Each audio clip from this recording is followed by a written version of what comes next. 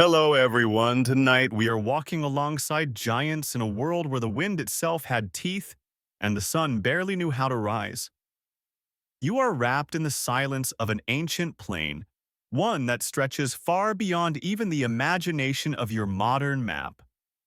And in the coldest reaches of this lost world, a question lingers like breath in the air. What did mammoths eat to grow wool that thick? So, before you get comfortable, take a moment to like the video and subscribe, but only if you really like what I do here. And hey, tell me where you're watching from and what time it is. I want to know who else is up with me. Now, turn off the lights, maybe turn on the fan for some soothing noise, and let's get started tonight. You shuffle along beside the herd, each of your footsteps swallowed by snow older than the calendar. These are mammoths taller than trucks, broader than bunkers, and surprisingly quiet for animals that could uproot trees for fun. Their wool is impossibly dense, almost like felted armor, every strand packed and layered, until even the wind gives up trying to reach their skin. You press your fingers to the ground.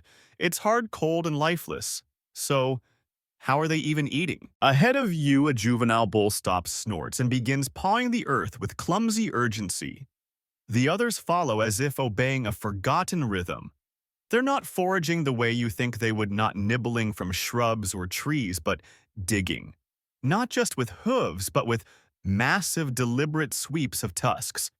It's like they're trying to excavate their food. One female tusk's curved like twin scimitars scrapes away a sheet of ice, revealing what looks like a dense mat of frozen vegetation. Not lush, not green, just tangled, dark, and bitter-smelling. It's prehistoric compost. Imagine a salad that's been left in the freezer since the Ice Age, because, well, it has. The taste must be awful, but these creatures aren't picky. Their digestive systems are less like a stomach and more like a fermentation factory. Their food doesn't have to be good. It just has to exist. As you step closer, you realize their breath carries a peculiar scent like damp hay mixed with iron and mushrooms. You recognize none of the plants around you. The ground is blanketed in frost-thickened lichens, low-crusted mosses, and something that looks suspiciously like freeze-dried kelp. None of it screams nourishing, but then again, neither do the plain rice cakes in your pantry. You eat those and still survive. Historians still debate whether mammoths had favorite foraging spots or simply roamed until they found whatever wasn't frozen solid. Some believe they followed scent trails from miles away, using their trunks not just for food but memory. Others think the wind itself carried the whispers of edible ground like a prehistoric food delivery system with very poor GPS. You pause near a shallow indentation in the snow.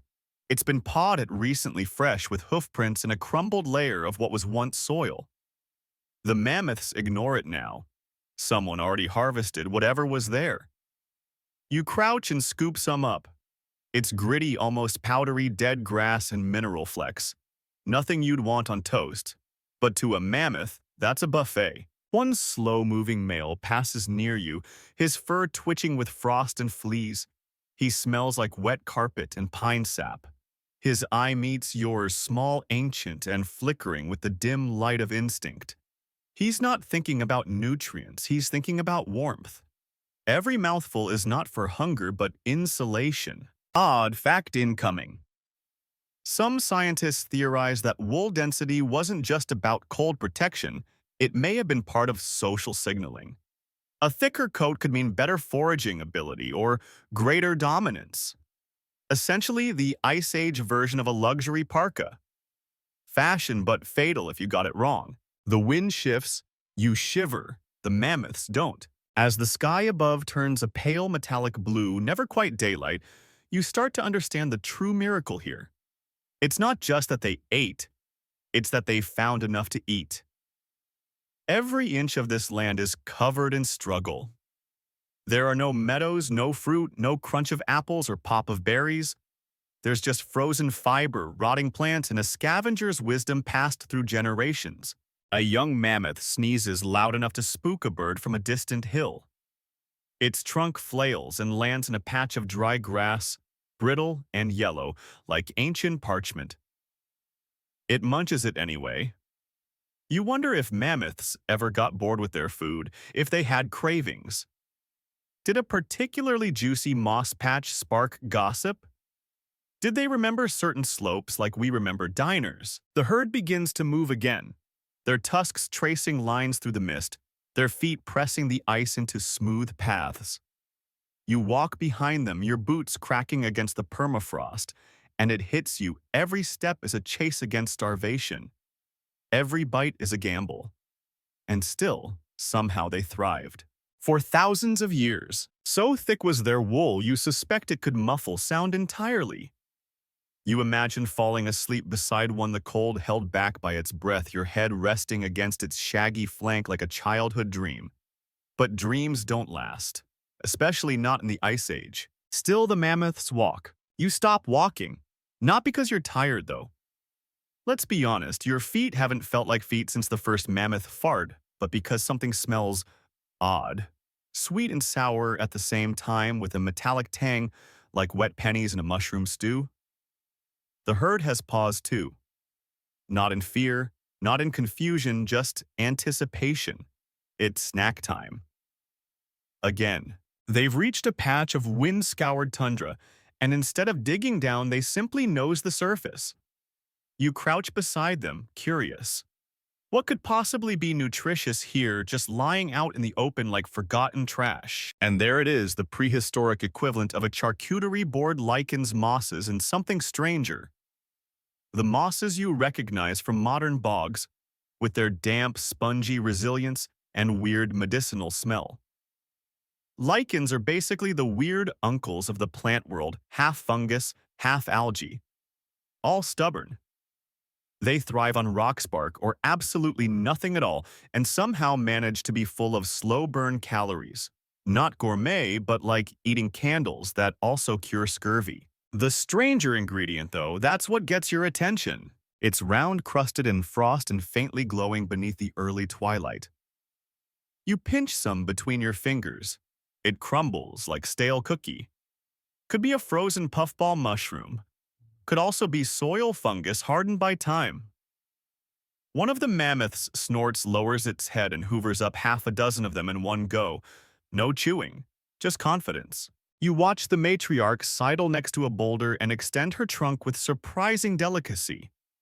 She plucks a coating of lichen right off the rock face, rolls it, sniffs it like a wine sommelier, then tosses it back with satisfaction. You swear she even licks her lips. If she had lips. Hard to say. A younger female follows suit, but accidentally grabs a fistful of reindeer scat mixed in with the lichen. She snorts violently and kicks snow like a child who just tried kale for the first time. You sympathize. Ancient survival wasn't glamorous. Here's your first historical fact of the night. Preserved dung samples. Yes, those exist, reveal that mammoths regularly consumed over 150 species of plants. That includes mosses, sedges, herbs, twigs, shrubs, and even flowers when available. Their diet wasn't just low-brow vegetation, it was botanical roulette. Historians still debate whether mammoths preferred certain plants or if they simply ate what was there. Some believe seasonal shifts guided their tastes, moss in spring, sedge in summer, lichen in winter. Others suggest they were nutritional opportunists, less menu, and a more buffet line at an airport lounge. You pick up a handful of moss and give it a cautious sniff. It smells like a rain-soaked sweater left in the back seat of a car. You pass. The mammoth next to you does not. She slurps it up with an audible schloop. Classy. Odd fact break in some Arctic regions today.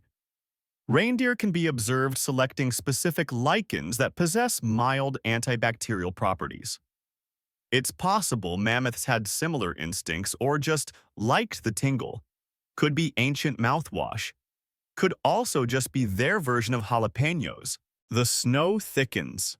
You rub your arms for warmth and glance again at the wool on these beasts. It's not just thick, it's layered in a way that makes your hoodie seem laughable. Underfur guard hairs, oily coatings that repelled water. It was architecture, not just hair. And all of it built strand by strand from these strange tundra snacks. You move beside a small group huddled near a broken shrub line. One of them, a bull barely into adulthood, sniffs a half-buried root and digs at it with clumsy joy. It's a type of sedge, tough and rubbery, hard to chew but full of starches. They grind it with their molars like they're mashing potatoes with mouth hammers. The wind slices across your face. The mammoths don't notice. Their thick coats are self-regulating ecosystems. Somewhere in their guts, millions of microbial passengers are digesting this oddball diet, turning moss and rot into warmth. It's like internal wool factories running 24/7. You hear a noise low, like a slow burp, echoing inside a barrel. One of the bulls shifts awkwardly and lets out a breath so foul you actually flinch. Not kidding. Mammoth farts next level. It smells like fermented salad dressing and regret. But that's part of the magic. Their wool wasn't just grown. It was powered by microbial fermentation, methane release, and caloric extraction from things modern herbivores would snub with a look. You lean against a rock, tired but intrigued. A mammoth's diet wasn't about flavor. It was about fuel. Lichens for carbs, moss for hydration, fungus for trace minerals, and whatever else they could suck from the frostbitten earth. Every bite they took was like adding a new thread to their wool coat, slowly, steadily, stubbornly. You reach into your pack and eat a granola bar, feeling mildly guilty. It has chocolate chips and dried blueberries. Somewhere in your DNA, a mammoth ancestor is rolling its eyes. The herd moves again.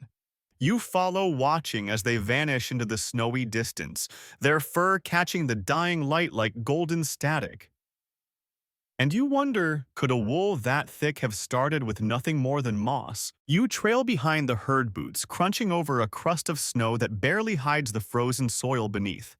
The wind is picking up again, slicing across the plain like a blunt blade, numbing but not sharp enough to cut. The mammoths seem unbothered, their heads swinging in slow rhythm as if remembering a melody you can't hear. One of the matriarchs slows down and veers off course. Her tusks dip toward the ground, not in aggression or curiosity, but precision. She's not grazing, she's digging. Again. But this time there's urgency. You step closer, watching her scoop snow in wide, slow arcs. Not with her feet, with her tusks.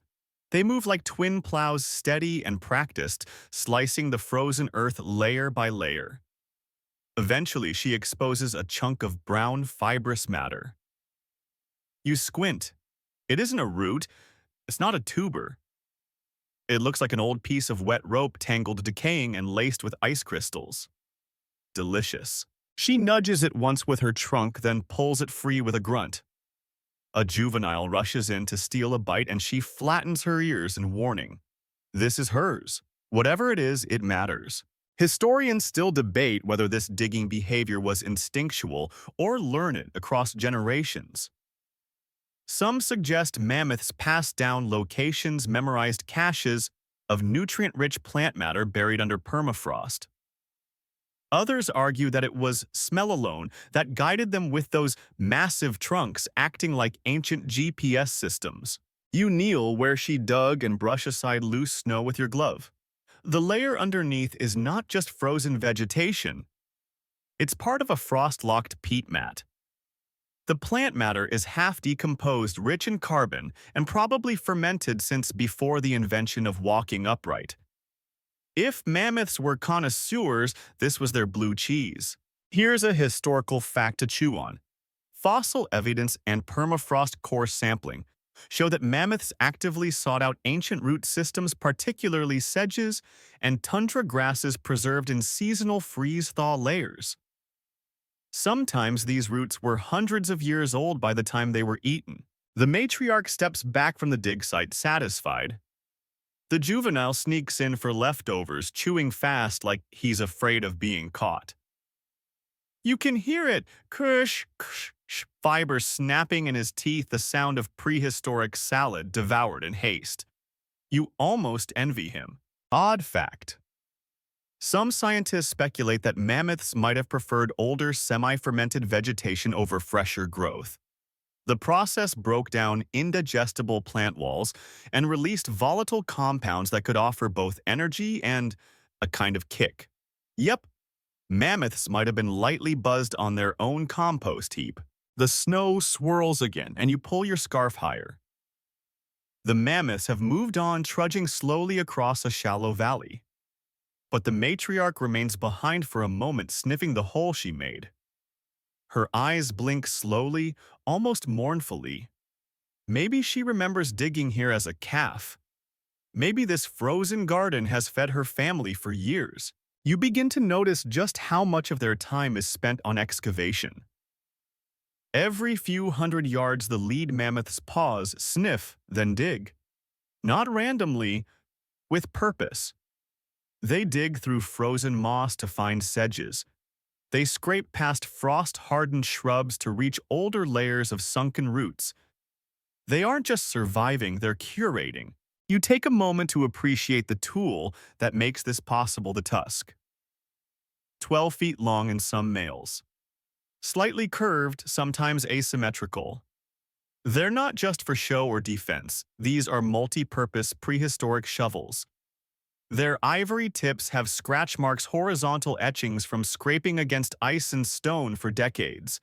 One tusk might dig hundreds of holes in its lifetime. Imagine that an entire generation's meals delivered not by luck, but persistence.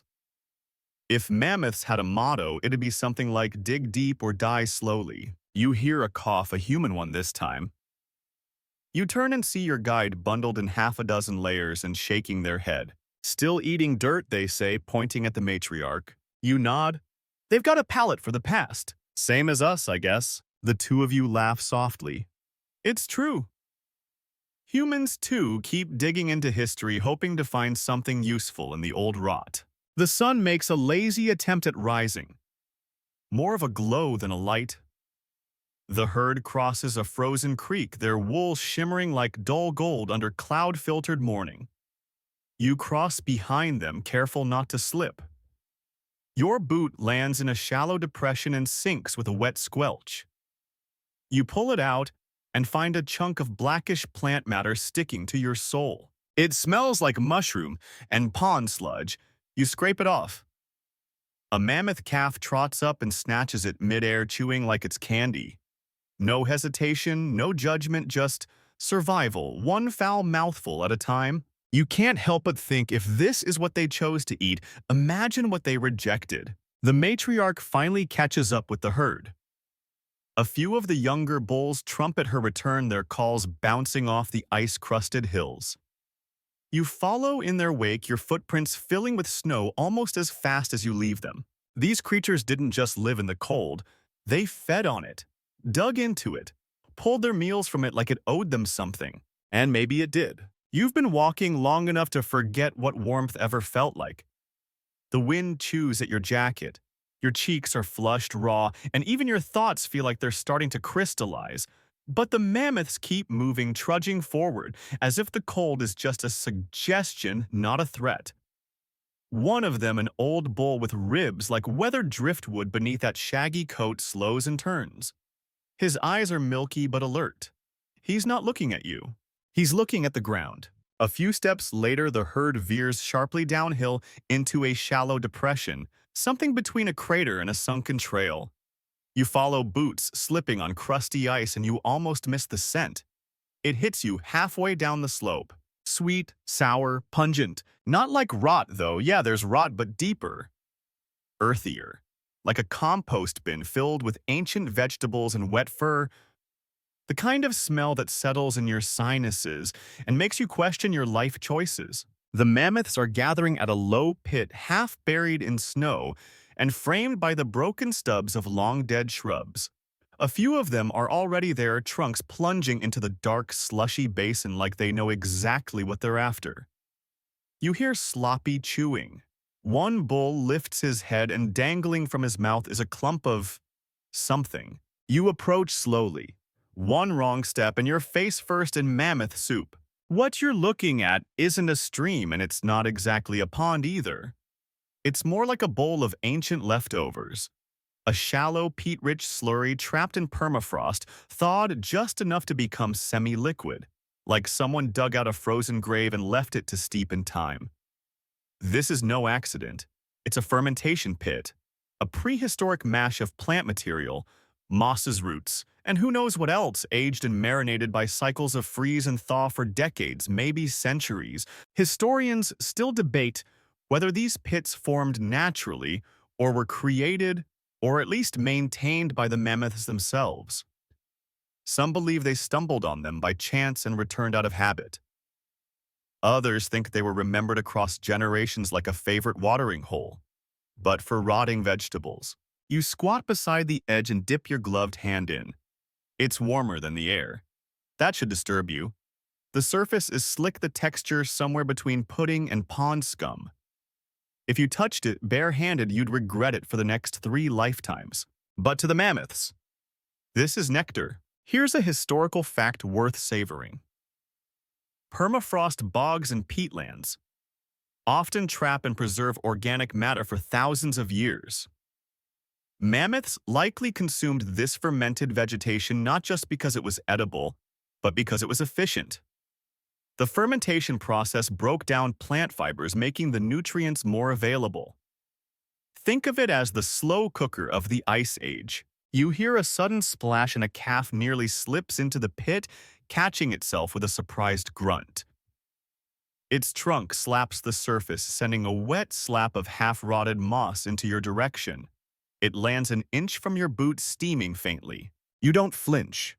You're committed now. Odd fact for you, some fermented vegetation in ancient peat bogs releases trace amounts of alcohol. Just a little. But enough that if consumed in large quantities, a very cold, very large mammal might feel just a little wobbly afterward. You're not saying mammoths got drunk, but you're not saying they didn't either. The herd lingers here for longer than usual. Their slow and deliberate tearing up chunks of the softened earth with both trunks and tusks. The matriarch rolls a log of rotting grass between her feet, then stomps it flat before scooping it up. She eats with reverence, as if each bite contains an echo of summers past. Your guide wanders up beside you, pulling their scarf down just enough to speak. They call it mammoth soup. Inuit legends mention these pits. Said the beasts would eat from the belly of the earth itself. Doesn't smell like soup, you say, coughing through the air. Yeah, they nod. Smells like a basement that went to college and never left. You both laugh quietly, but the awe is real. These pits are reminders that survival in the Ice Age wasn't just about being big or hairy. It was about finding calories where none should exist. About remembering where the warmth lived even underground. As the mammoths finish one by one, they begin to move on, leaving the pit behind like a half-finished feast. You wonder why they don't stay longer. But then you realize maybe it's not just about feeding. Maybe there's a balance. Too much fermented vegetation could mess with their digestion or their dignity. You stay a little longer, staring into the thick, soupy basin. It smells like memory, like time folded in on itself. It's warm in that quiet, unsettling way that reminds you of compost heaps back home. Only this one could swallow you whole, and maybe that's what lingers most. The idea that mammoths didn't just eat the past, they relied on it. Their diets weren't about what grew that season. They reached back, sometimes decades deep, pulling sustenance from layers of time. They didn't just survive the cold, they fed on it. The trail pulls uphill now, slicing through a rise in the landscape where ice doesn't sit quietly. It clings, it gleams, and it dares you to fall. The mammoths, of course, don't care. Their massive feet spread weight like snowshoes, their gait deliberate and slow like monks on pilgrimage. You, meanwhile, nearly eat a rock twice in 30 seconds. At the top of the bluff, the wind screams. You duck low. The mammoths, unfazed, gather along the edge of a stone outcrop that juts from the earth, like the back of a sleeping titan.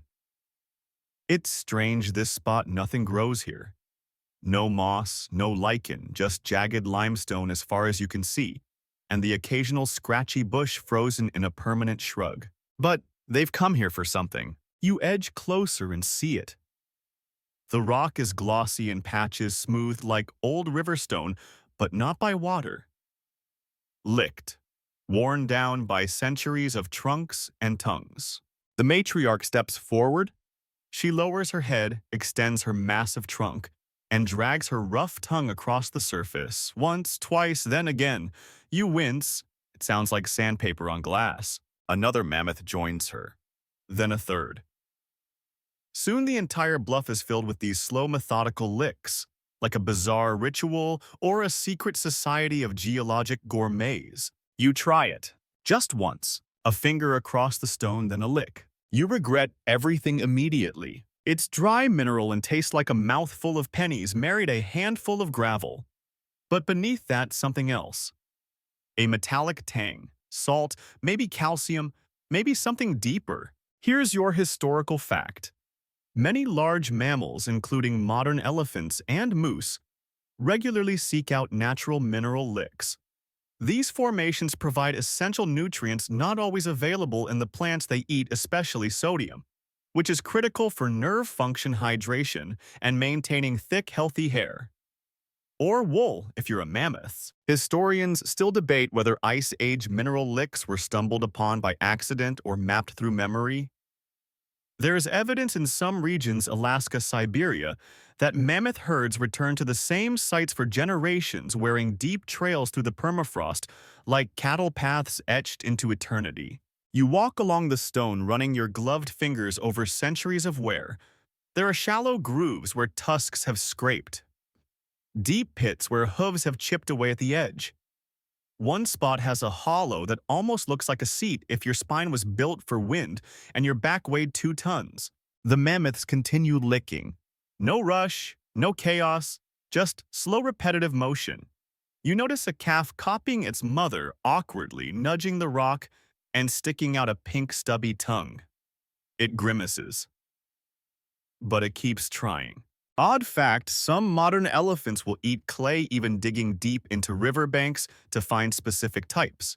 Not for flavor, but for detox. Clay binds to toxins in plants and helps flush them out of their system. Mammoths likely did something similar.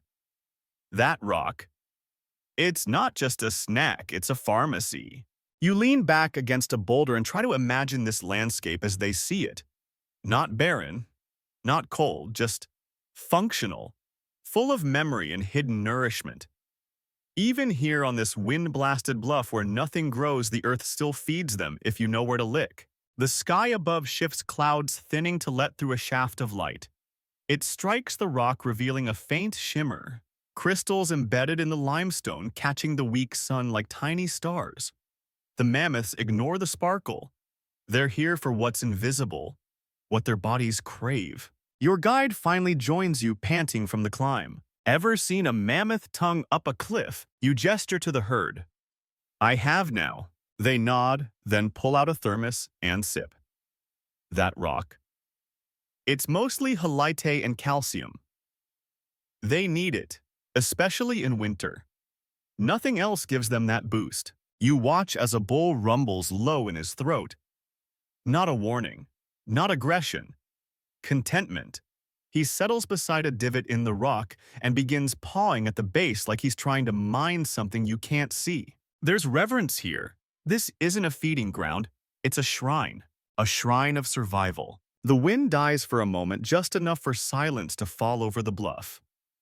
In that stillness, you can almost hear the echo of generations' herds coming and going, year after year, tracing the same path, stopping at the same rocks, licking the same cold truth. To grow wool that thick, you don't just eat plants. You eat time. You eat memory. And sometimes you lick stone. You descend from the mineral bluff with a new respect for rocks and a newfound distrust of your own tongue. The herd moves on with the same slow certainty, their massive bodies carving fresh paths through snow as if they're dragging the landscape itself forward. And then, like a plot twist with a bad sense of timing, the smell of smoke hits you. Not fire. Old smoke. Faint, acrid, like a campfire forgotten by time.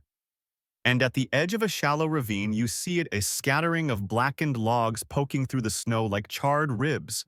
The trees here burned long ago how you can't guess. Maybe lightning. Maybe a volcanic sneeze. Maybe a mammoth with poor judgment and a flint pebble. But the strangest part? A bull is eating them, not grazing near them, not sniffing, actively chewing on a blackened, half-buried log. You pause mid-step. Are we seeing this right? Your guide nods slowly. Charcoal? Some do it. Not common, but not rare either. The mammoth snorts, tears a chunk free, and chews with a crunch that sounds too much like biting into a frozen pretzel. His breath clouds the air. He looks pleased. You approach cautiously. The log is clearly old, charcoalized, but intact. You touch it. Brittle. Cold. Light as bone.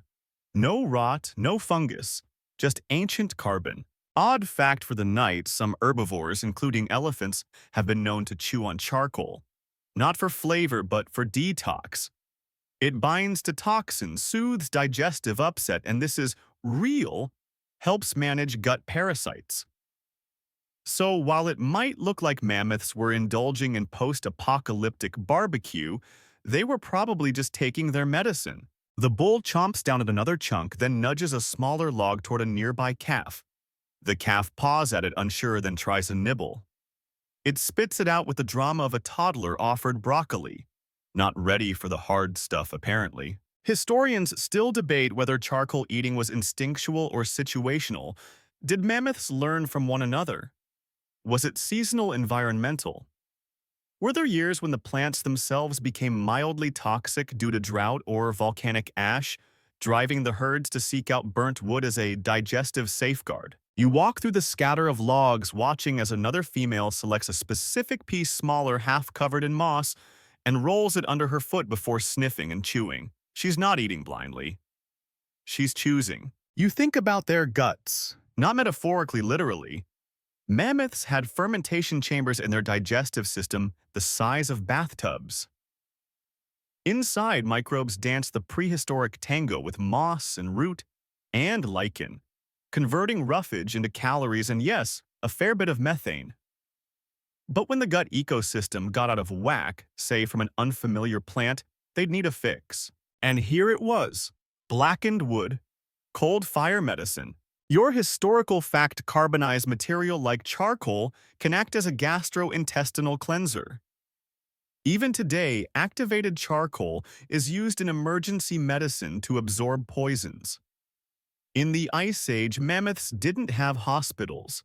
They had instincts and logs. The wind picks up again, rifling through the burnt wood and scattering ash like gray confetti. You crouch beside a log and find a strange shape scratches along the side, possibly from tusks. It's been used before. This isn't a one-time snack. This is a return trip. The idea lands on you slowly. Some of these mammoths might have eaten from these same logs years ago, maybe even decades. Maybe their mothers did, and their calves will too. A secret pharmacy of fire preserved in ash and frost. You look up and for the first time really study the bull's wool. It's not just thick, it's dark, tangled with hints of soot. Charcoal dust clings to him like shadow. His breath clouds out in great huffs and his belly hangs heavy with a gut that's more chemistry lab than stomach.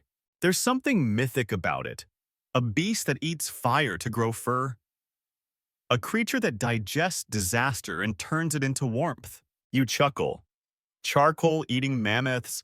Someone should start a paleo diet trend. Your guide groans. Don't give influencers ideas. You both smile, but deep down you know this isn't just survival. It's adaptation at its most poetic. Even destruction, fire, death, decay can be woven into the wool of life if you chew it right. The herd begins to move again. The bull lingers, nudging the charred wood one last time, then following with the unhurried grace of something that has outlived most of its predators. You take a final glance at the logs. They look like leftovers from a story no one finished writing. Half ash, half memory, and still good for eating. You've started to notice a pattern, not just in where the mammoths go, but in how they behave after eating. The slowness isn't just laziness. It's chemical. After charcoal, after fermented peat, after mossy lichen smoothies, their pace becomes almost meditative, like monks digesting wisdom instead of food. One bull lets out a long, echoing belch that sounds like the opening of a tomb. The calf beside him mimics it proudly. You give it a solid 7 out of 10. You trail behind the group as they descend into a hollow that traps air like a bowl. It's colder here despite the low sun trying its best to fake a sunrise. Your breath is a ghost. But what strikes you is the smell. It's earthy, complex, like someone opened a jar of pickles through in wet wool and left it on a campfire next to a pile of composting weeds. Not bad, just active. You realize what you're smelling is mammoth guts. Not directly, thankfully, but subtly. It trails them like steam off a kettle. You're not imagining this.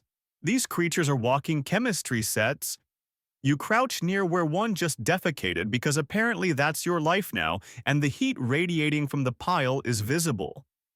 Actual steam rises from it, like a fresh pie on a windowsill if that pie were filled with semi-digested Ice Age fiber. You don't touch it, you're not that curious. Still, here's your historical fact. Mammoths, like modern elephants, relied on hindgut fermentation. That means their large intestines acted like natural brewing vats, breaking down tough plant matter with microbial help. The process produces a lot of gas, a lot of heat, and a surprisingly high internal temperature even when the world outside is frozen solid. It's not just what they eat that keeps them warm, it's how they process it. Inside that belly, a million microorganisms are partying hard. They chew through fibers, releasing volatile fatty acids and other byproducts that the mammoth then absorbs as energy. The result, heat. Insulation from the inside out. Wool is great, sure, but it only works if your core stays warm. Mammoth bodies were like self-heating ovens wearing shag carpets. You catch up to the matriarch who's paused to yank up a stringy bush. She eats it in 2 bites. A nearby bull sneezes so hard his trunk flaps like a windsock. The smell intensifies wet, fur methane and hay. You almost gag. Then laugh, then gag again. Odd fact. Some researchers have found preserved mammoth dung with nearly whole plants inside. Their digestion wasn't perfect, just enthusiastic. The upside undigested seeds often survive the trip, helping reseed landscapes across their migratory routes. Yes, mammoths were big, hairy landscapers. That stinky cloud following them, that was future grasslands. You start to notice the subtle signs of warmth. Where the herd rests, snow melts faster. Where they walk, frost softens. Their bodies are heat engines. Giant thermal generators wrapped in fur powered by moss and microbes. You pass a narrow bend in the trail, and there sleeping on its side is a young female. Her breath fogs the air rhythmic and deep. You crouch beside her, careful not to startle, and hover your hand near her side. The heat radiates off her like a furnace. You could survive a night out here if she let you snuggle close. And don't pretend the thought hasn't crossed your mind. She stirs, flaps her ears, and lets out a soft rumble. Her belly gurgles. It sounds like a sink draining into a pit full of moss and betrayal. You step back just in time to avoid another steaming pile. Your guide chuckles from behind a snow-covered log. Warmest part of a mammoth isn't the wool, they say, it's the gut. That fermentation keeps them toasty even when their fur's soaked. You nod. So, they're walking compost heaps with trunks. Exactly, glorified hay reactors. You both watch as the herd settles into a shallow basin, some lying down, others chewing idly. The calves are the most active, bouncing between adults like toddlers and oversized winter onesies. One tries to climb a rock, slips, and topples backward. No one helps. It's fine. You take a moment to reflect. Everything they eat is part of the equation. The lichens, the charcoal, the ancient peat, the mineral-rich stone. All of it feeds a system built to do one thing: stay warm, stay full, stay alive. Historians still debate whether mammoths migrated primarily for food warmth or both. But after what you've seen, it's clear the line between eating and heating didn't really exist. It was the same system: an edible engine, a digestible defense. The sun finally peaks over the horizon, not a blaze, just a shy blush of gold behind gray clouds. The herd doesn't react. They've seen better suns. You pull your coat tighter and step toward the closest mammoth, feeling the warmth rise from her belly, smelling the sour-sweet ferment of her last meal. You don't even flinch this time, because now you understand, in the coldest parts of the world, the fire doesn't come from the sky. It comes from your stomach. The herd is on the move again, and this time their path curves through a valley of frost-splintered boulders and low shrubs petrified by winter's grip. You stumble to keep up, one eye on the trail, one eye on the hind legs of a particularly woolly juvenile. You can't help but stare. That coat, it's not just thick. It's dense structured, like an architectural masterpiece of hair. Every strand seems to fall with purpose, each layer a calculated barrier against wind, cold, and apparently your envy. And that gets you thinking, how does a creature turn rotten moss into an outer coat that could probably stop a bullet? You catch up with your guide, who's scribbling notes while walking, a terrible idea, by the way. You ask the question out loud. How does wool even grow from all that garbage? They glance up, half smiling. Gut chemistry. Microbes don't just digest, they redirect. Which sure sounds fancy, but it doesn't answer the whole thing. And as the trail cuts through a thicket of frozen birch, the story gets weirder. You crouch behind a cluster of shrubs to watch a female mammoth scratch her side against a stone. And for the first time, you notice something you missed before. Her wool isn't just thick, it glistens faintly, almost oily. Not in a greasy, unpleasant way, but like it's been coated, protected, weather-sealed. Here's your historical fact: mammoth hair. Especially, the underlayer wasn't just long and dense, it was chemically distinct. Some studies have shown that mammoth hair contained high concentrations of fatty acids and proteins derived from fermentation byproducts. In other words, what happened in the gut didn't stay in the gut. Historians still debate the precise metabolic pathways involved, but the theory goes like this. Gut microbes break down the strange plant matter, producing volatile compounds. Some of those enter the bloodstream, but others, they get rerouted. Specialized cells transport these microbial outputs straight to the hair follicles, feeding the growth of coarse outer hairs and insulating underfur without wasting nutrients elsewhere in the body. It's like skipping a trip to the grocery store and sending groceries directly to your closet to make new jackets. You crouch to examine a clump of shedded wool snagged on a branch. It's not soft like modern wool. It's wiry tough, like braided fishing line dusted with frost. But when you press it between your fingers, it insulates immediately. No heat escapes. It's absurdly efficient. Odd fact: break human hair under some extreme conditions can grow thicker or darker depending on environmental stress or diet. So the idea of hair responding to what's happening inside isn't totally sci-fi. We're just not as good at it as mammoths were. Ahead, a young calf slumps into a snowdrift with a dramatic huff. Its breath clouds up like a fog machine, and it begins chewing on its trunk like a toddler with a teething ring. It's adorable, but its coat, especially around the chest and neck, is noticeably patchier than the adults. Less wool, more skin. You can almost see the process unfolding in real time. That little gut hasn't built up its microbial army yet. Give it time. The matriarch brushes past tail-flicking snow into your face. She's humming again, not literally, but there's a low vibration in the air, like the rumble of an overloaded washing machine. Her body radiates energy, and it's not from movement. It's internal, fermented. You think back on your own gut, probably filled with caffeine and existential dread. Not exactly a nutrient pipeline. You imagine what it'd be like to run on moss smoothies, bark, and frozen lichen, and still somehow build the most sophisticated wool coat in history. Mammoths didn't just digest, they engineered. You walk beside a narrow stream now, frozen solid but split by mammoth tracks. Every print is like a crater. The snow here clings to your legs but not to theirs. That wool acts like a repellent force field. Some researchers believe mammoth hair had hydrophobic properties resisting water even in freezing sleet. Microbial metabolites might have played a role in that too, strengthening and oiling the fibers from within. You're looking at bioengineering that no modern jacket has quite replicated. Your guide taps your shoulder. You notice something else. You squint. About what? About where the coats are thickest. You glance at the herd. The densest wool isn't on the belly or back surprisingly, it's along the spine and ribs around the head and shoulders. Where organs and nerves run close to the surface.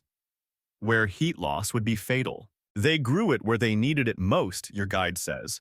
Like layering a house. Gut told the follicles where to build the roof. The wind shifts. You taste snow in the air, clean, sharp, wild. The mammoths keep moving slower now, their bellies full. Their digestion humming beneath the surface like an ancient engine room. One bull stops to rub his side against a dead tree, shearing off a chunk of wool like bark from a pine. It drifts through the air in tufts, landing beside your boots. You pick one up. Even as it touches your glove, the heat in your fingers stays. No warmth escapes. You imagine wearing it curling up beneath it. You wonder what it would feel like to sleep in that kind of safety. That kind of internal fire.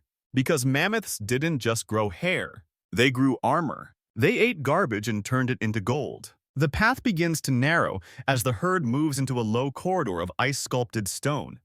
The wind dies down here, not gone, just slowed, funneled into softer shapes. You pull your hood back a little and finally hear it, the quiet crunch of snow underfoot. Wide feet, the snorts of warm breath hitting cold air, and that slow, fibrous chew-chew-chew that never stops. You're surrounded by mouths in motion. But there's something different about this group. You squint ahead as a pair of shaggy shapes appear near a frozen river bend. They look smaller. Not by much, but you can tell. Stockier, lower to the ground, denser, and their wool, ridiculous. It looks like someone wrapped them in 6 layers of shag carpeting and then set them on permanently fuzzy. Their fur doesn't blow in the wind, it deflects it. One of them shifts and you hear an actual crack of frozen hair moving against itself. These aren't the same mammoths you've been following. They're cousins, possibly a different subspecies.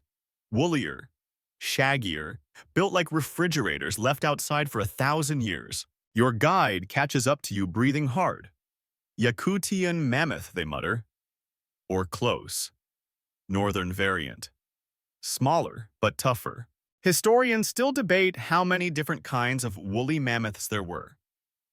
Were these high-wool survivors a genetic adaptation to colder microclimates, or just the result of seasonal conditions toughening specific herds? We have fossils that show dramatic coat variation across regions, and some researchers believe northern mammoths were basically walking insulation experiments. But the question that hits you now is, why? Why were these ones even shaggier? The answer might be in what they didn't eat. You move closer, watching as one of the ultra-shaggy juveniles sniffs at a patch of snow-covered moss and rejects it. Another follows suit. They bypass the usual lichen buffet and head straight for a more bizarre target, frozen reeds near the riverbank. Brown, brittle, low in nutrients, but they eat it with enthusiasm. Here's your historical fact. The most cold-adapted mammoths didn't necessarily seek richer food.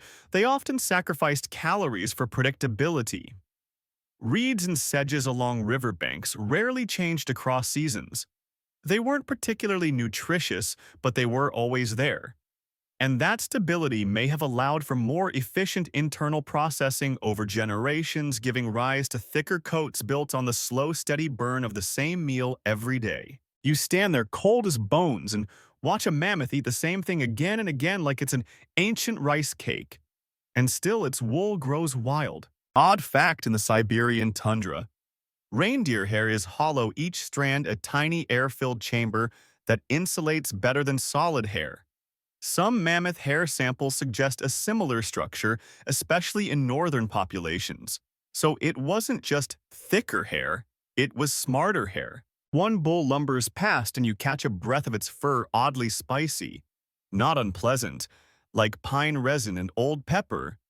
Your guide sniffs too. They say up north their coats started to smell like the plants they chewed, they mutter. Chemistry gets weird when it's cold enough.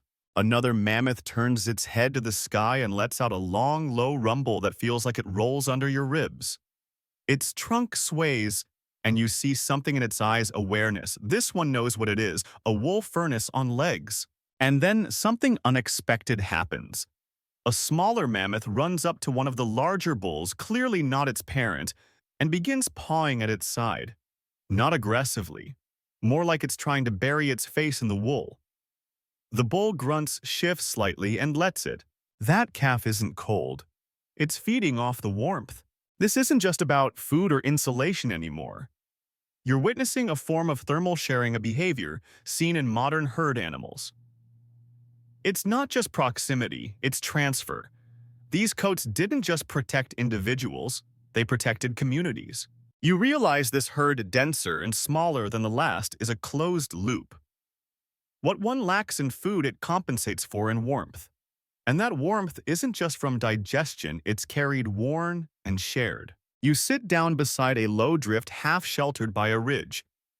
The snow here hasn't been disturbed yet, and it muffles sound like a thick blanket. You close your eyes for a moment and just listen. The rumbles, the crunches, the breathing. You open them again, and one of the shaggiest bulls has wandered towards you. Not aggressively, just curious. He stands about 15 feet away, steam trailing from his nose like a tired train. His wool is matted in layers. You don't dare move, but you think about what it would feel like to press your hand against that coat. Would it be stiff like rope or soft under the frost? Probably both. He huffs, then turns back to the herd. No drama, just a quiet check-in, making sure you're not a threat. You nod at him. We're all just trying to stay warm, friend. So here's what you've learned. The thicker the coat, the simpler the diet. Not richer, not fancier, just consistent, predictable. The coldest climates don't reward change, they reward endurance. If a mammoth could lock its diet to a stable, if unremarkable food source its gut could specialize, its coat could evolve.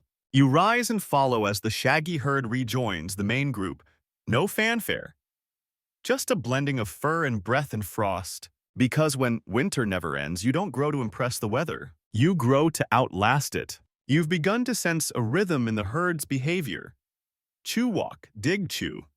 But now something odd breaks the loop. One of the juveniles is doing something you haven't seen all day, standing still and gnawing, not at grass, not at roots, but bark. Just standing there chomping on a birch tree like it owed him money. You squint. It's not like the bark is fresh or supple, it's flaking dry, the kind of wood you'd expect to peel off and use for kindling. Yet, this young mammoth is working at it with real commitment, grinding away at the outer layer, occasionally pausing to slurp some of the fibrous paste into his mouth like a very sad popsicle. He's not alone. Another follows, then a third, and suddenly, like they've hit the afternoon craving hour, several members of the herd are gravitating toward tree trunks. Birch, alder. Even an old dead pine, and nibbling them like tree bark was going out of style. Are they bored, you ask, a little baffled? Your guide chuckles. Historians still debate whether it was nutritional or just behavioral. Stress chewing, maybe, or minerals, or both. You get closer and inspect the tree. Thin vertical scars mark the bark where generations of mammoths scraped and stripped away layers. You pull a little piece free, it tastes bitter and dry, even through your glove. But you remember something from somewhere. Birch bark contains salicylates, natural precursors to aspirin. Here's your historical fact. Birch trees common in Ice Age Eurasia and North America were loaded with compounds that can act as anti-inflammatories, antifungals, and mild pain relievers. So whether mammoths chewed bark for the taste, the minerals, the boredom, or some primal instinct, they may have been dosing themselves with prehistoric medicine. The calf from earlier is still chewing, but now it's less like feeding and more like meditative gnawing, like a dog with a chew toy. He closes his eyes between bites, ears flopping softly in the wind. You wonder if he's soothing something. A sore molar, an upset belly, a cold heart. Odd fact, modern elephants have been known to chew on sticks and bark with no clear nutritional gain, especially during times of stress or change. Some scientists think it's a sensory habit similar to nail biting in humans, a way to ground themselves. So yes, your mental health walk and their bark break might have more in common than you thought. You hear a sharp crack, and one of the larger bulls tears loose an entire branch. It dangles from his mouth like a cigar. He swishes it side to side, strips off the bark, and then discards the branch like a used toothpick. Style points 10-10. Nearby, a matriarch is delicately scraping the outer layer of bark with her tusk before wrapping her trunk around it and slurping it up. Not randomly, strategically. Only the pale inner bark, the phloem, where sugars and nutrients still live. She's not just chewing, she's foraging with finesse. You kneel at a half-stripped tree and run your fingers over the exposed wood. It's smooth, cold, still bleeding faint traces of sap. And that's when it clicks, this isn't random behavior. This is a backup system, a winter fallback. When the ground offers little and the moss is buried deep, the trees remain. Wood you can eat, medicine you can scrape, a vertical pantry. The herd is quiet now, trunks curled against bark, their mouths moving in slow circles. There's a low, breathy sound that fills the clearing, half wind, half contentment. The calves imitate the adults, some chewing on bark, others just rubbing their faces against the trees like they're trying to remember something. You sit down on a snow-covered log and watch. There's something intimate here, something that feels more emotional than instinctive. This isn't frantic feeding, it's personal, quiet, therapeutic. You lean towards your guide.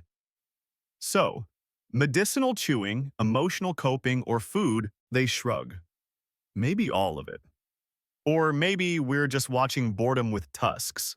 And honestly, that tracks. Because in this long, frozen stillness, there's nothing to do but survive.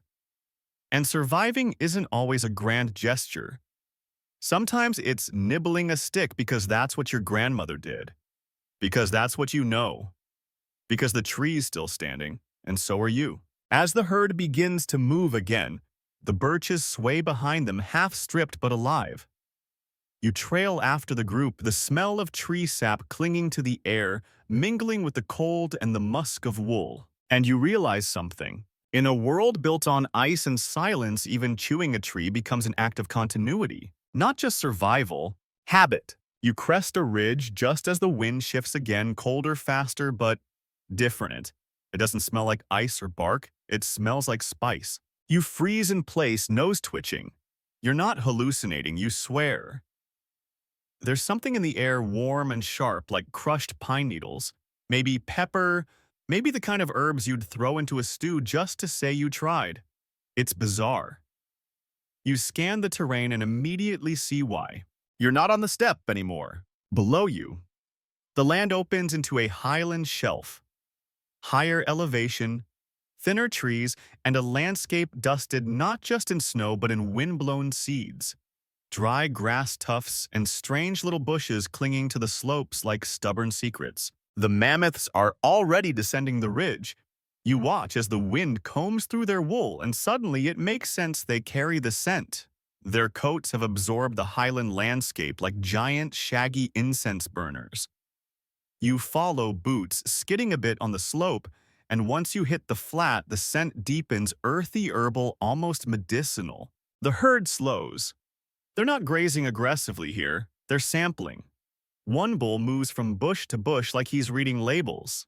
A female gently wraps her trunk around a pine bough, pulls it close, and chews on the tips, needles and all.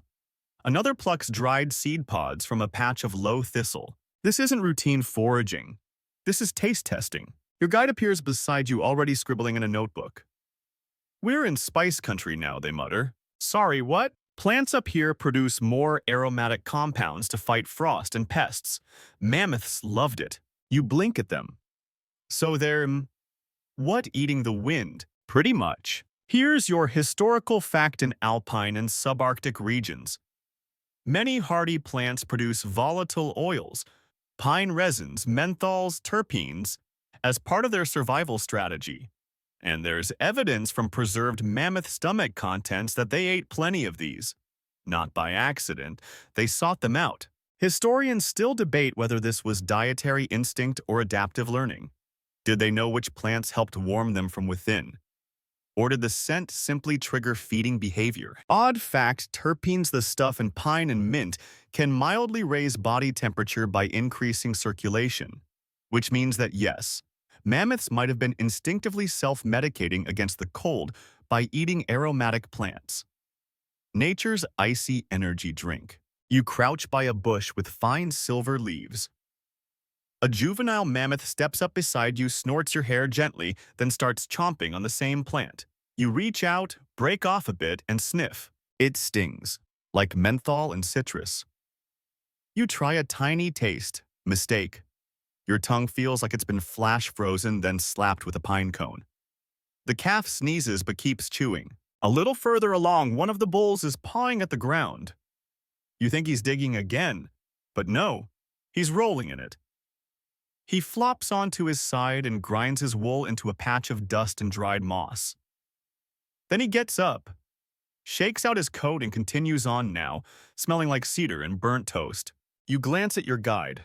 What was that? Behavioral camouflage, they reply, or parasite control, or scent marking, or they shrug. Mammoths had hobbies. As you walk, the scent becomes richer, more layered. The mammoths chew, sniff, and roll with purpose, and the air becomes a soup of spice and cold.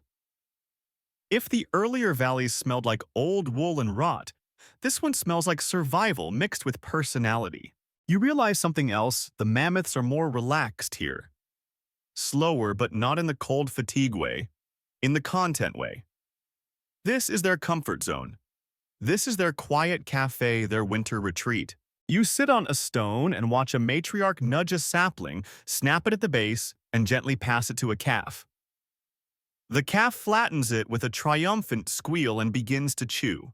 Not on the leaves, on the bark. It smells like turmeric. You're not even surprised anymore. Another bull lifts its trunk and swings it gently in an arc scent mapping. You realize. Following the wind like a bloodhound.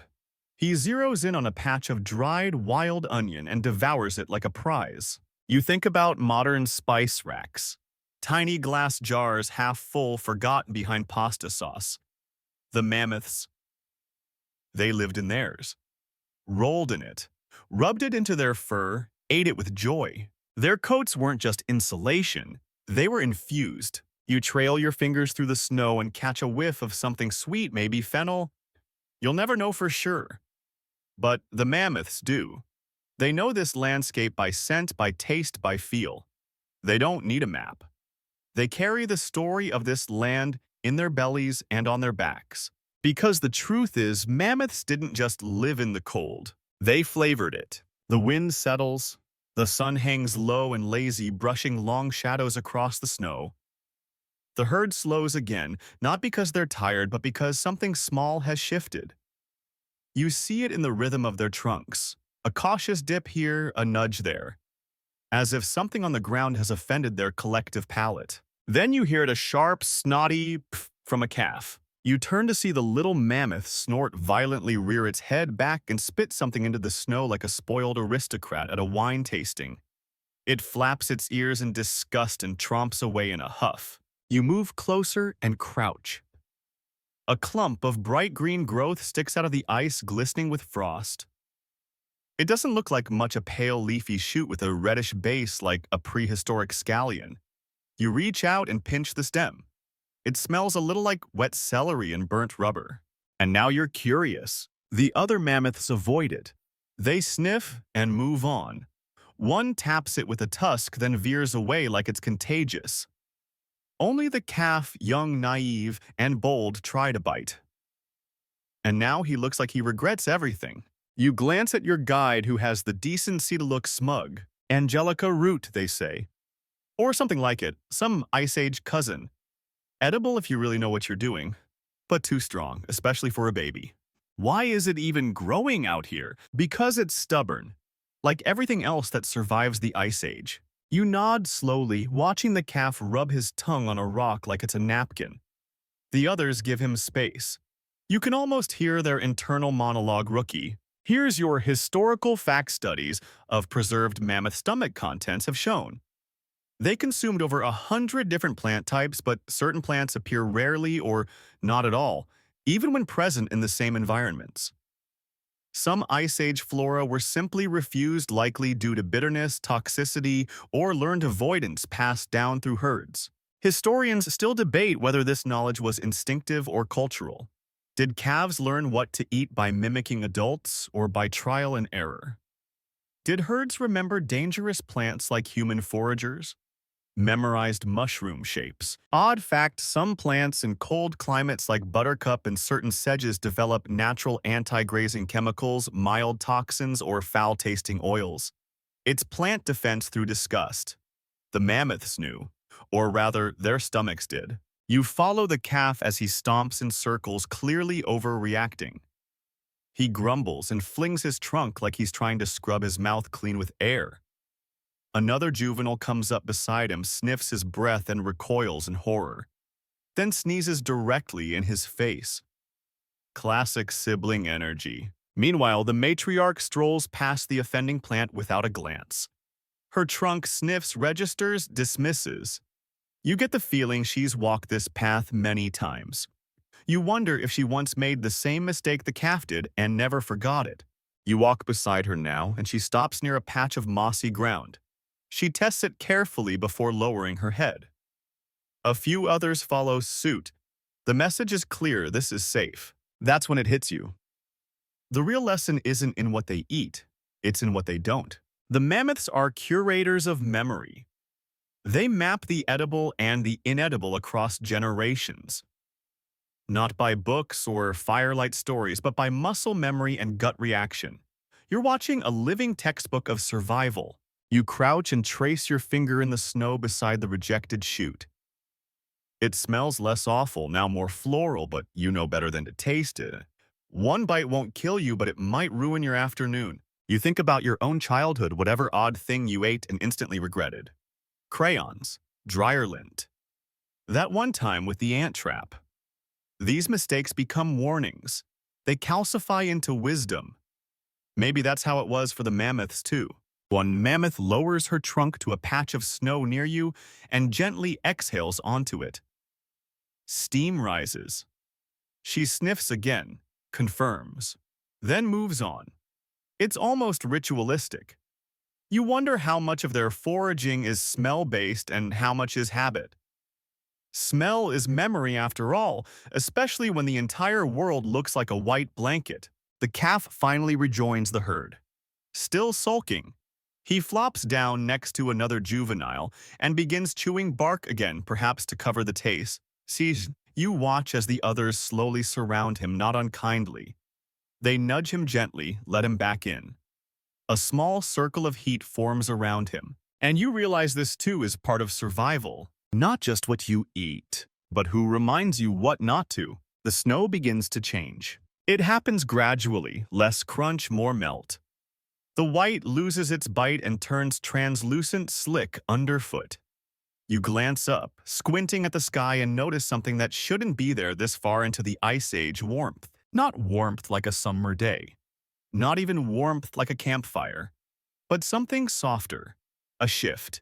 A gentler sun that doesn't bite your skin, just lays against it like a damp cloth. The mammoths feel it too. You watch them pause, not all at once, but in a way that feels coordinated. The matriarch raises her head, trunk, twitching towards the breeze. The others follow. Calves freeze mid-play. The entire herd is still. Because something has arrived. Something green. The wind changes and carries with it the unmistakable scent of grass. You walk ahead just far enough to crest a ridge, and there it is, a field. Not a jungle, not a garden. Just a patch of stubborn earth thawed and dimpled with shoots of new life. Thin blades of grass poking through the snowmelt, glistening with dew, like they've been waiting centuries for applause. It's beautiful. It's also dangerous. The mammoths descend cautiously. Their trunks brush the grass uncertain. They chew slowly. The calves dive in first, chomping as if they've discovered cotton candy. Adults follow, more measured. Chew, pause, chew. You kneel and run your hand along a patch.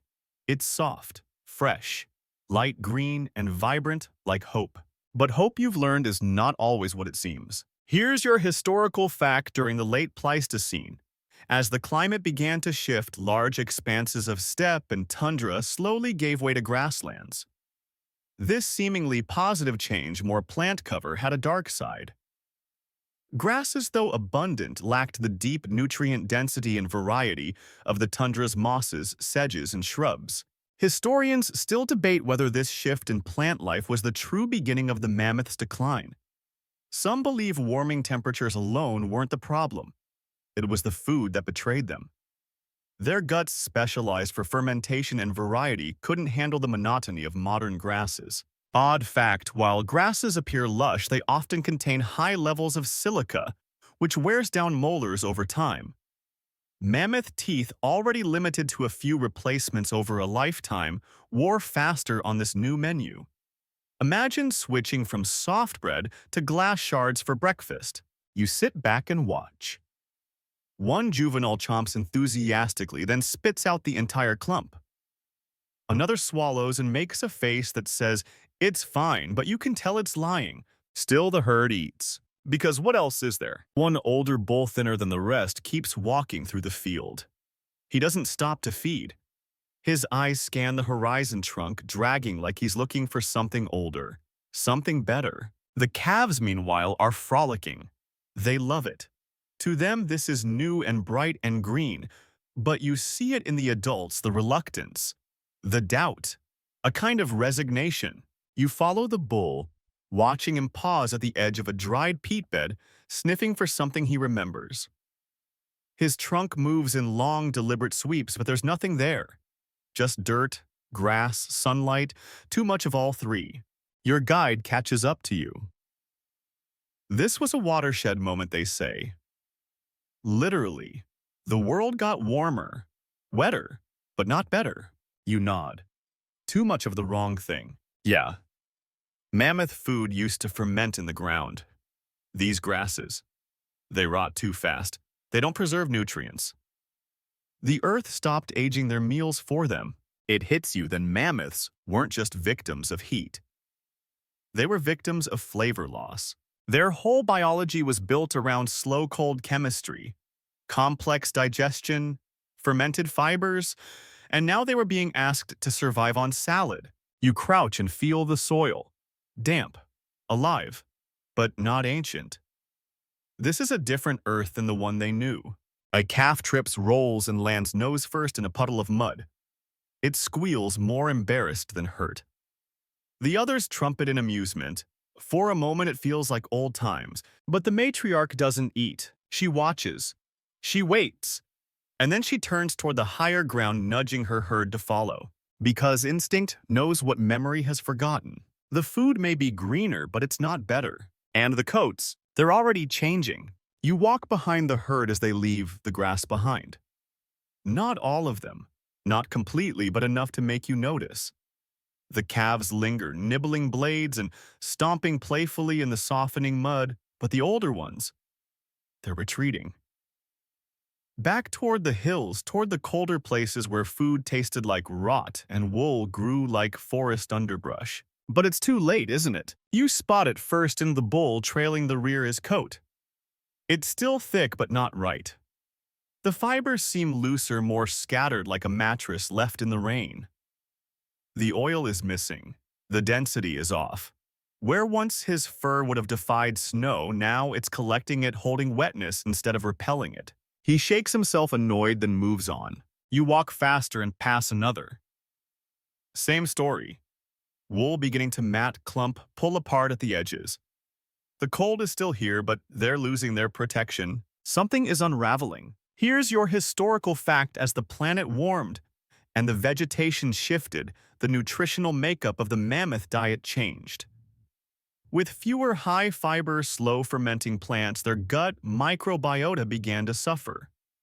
That microbial community was essential not just for digestion, but for powering the very processes that fed their wool energy reserves and immune systems. Historians still debate whether this gut failure was the primary driver of their extinction or merely the beginning of a cascade. But what's clear is this: they didn't just run out of food, they ran out of the right kind of food. Their bodies couldn't keep up with the New World's menu. Odd fact: in some modern herbivores like koalas and pandas, their entire digestive success hinges on a specific gut microbe population. Remove it, and they can't survive even with plenty of food.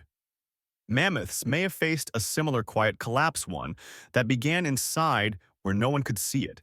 You walk beside the matriarch now.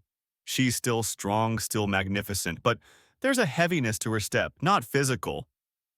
You get the sense that she knows that something's wrong, that even though the land seems greener, her herd is thinning year by year, calf by calf. You pass by another juvenile. His breath steams into the cold, but he's shivering, just slightly. Enough for his sides to flutter like flags. That shouldn't happen, not with a coat like his. But his coat isn't like his ancestors. It's growing thinner, sparser. The wool is still long but not layered. The undercoat is patchy, exposing skin too close to wind. He looks like a mammoth, drawn from memory, not built from biology. He tries to snuggle against a larger female. She shifts slightly, lets him lean, but he keeps trembling. The calves chase each other through a shallow snowdrift, kicking up clouds of powder. You almost laugh until one collapses, coughing from the cold. The play ends quickly. The others surround her, warming her with trunks and sides, but it's clear she's not as insulated as she should be. Her wool hasn't grown fast enough. You realize now, with a pit in your stomach, that the grass didn't just taste different. It disrupted them. You reach out and touch a shed clump of fur caught on a branch. It falls apart between your fingers. Brittle, it lacks the stiffness, the oil, the resilience. Like old insulation in an attic. You glance at your guide, who watches silently, face drawn. They're starving, you say. He nods. And they don't even know it yet. The herd pauses near a river's edge, one that hasn't fully frozen. The ice cracks and groans as they drink. You see it again in the reflections, coats too thin, ribs showing where there shouldn't be ribs, patches of skin dark against snow. They drink, they eat, they keep moving, because they don't know how to do anything else. That's the tragedy. Extinction doesn't always roar. Sometimes it whispers. Sometimes it's not a predator or a plague or a spear. Sometimes it's just grass. More grass than they know what to do with. The kind of grass that doesn't ferment right. The kind that dulls the gut, quiets the microbes, starves the hair before the stomach even notices. They'll keep walking for generations. Keep chewing, keep breeding, keep migrating. But their coats will fade, their calves will chill. And one by one, the wool will thin until it forgets how to grow. You close your eyes. And you hear the sound of chewing, fainter than before. You've fallen behind the herd now, not because you're tired, but because something has slowed in you too. The ground crunches less beneath your boots. The snow has softened. Even your thoughts feel duller, as if the cold that once kept everything sharp has been soaked away by time. Ahead, the mammoths are little more than silhouettes. Their shapes blurred by distance and by a slow, constant snowfall that wasn't there an hour ago. The storm is light, but steady. Gentle flakes fall between you and them, tracing the space that grows between this world and the one you came to see. The river behind you still flows barely. The grass grows quietly, and the coats, they're growing thinner. You can feel it in your gut, just like they did. The wind shifts once more and brushes past you like a breath. In it, you think you catch something warm, something from before, the scent of peat, of moss, of rotted, fermented ancestral meals. It's faint like memory through wool, but it's there. You remember the licking stones, smooth as secrets. You remember the way the matriarch chewed bark with the reverence of a monk reciting something sacred. You remember the calf spitting out the green shoot like it was betrayal. And you remember the one who tried charcoal, not for taste but for repair. Now, though, there's no bark left to strip. No lichen-covered logs. Just open plains, milder winters, and the wrong kind of green. The wool is fading. You see it as you approach an old bull standing apart from the herd. His tusks are worn nearly flat-curved like melting question marks. His eyes are cloudy with age. His coat is thin. Not bald, not yet, but the underlayer gone. The wind reaches him now. He doesn't move as you come close, just shifts his weight and stares forward as if watching something you can't see. Maybe he remembers a cold that bit deeper than this. A time when the wind screamed louder, but the food fought harder. A time when warmth came from within. And now, he stands in a field of grass that feeds but doesn't fortify. He chews without satisfaction, breathes without warmth. And somehow that feels like the greatest insult of all. Here's your final historical fact. The last known population of mammoths survived on Wrangel Island off the coast of Siberia until just 4,000 years ago.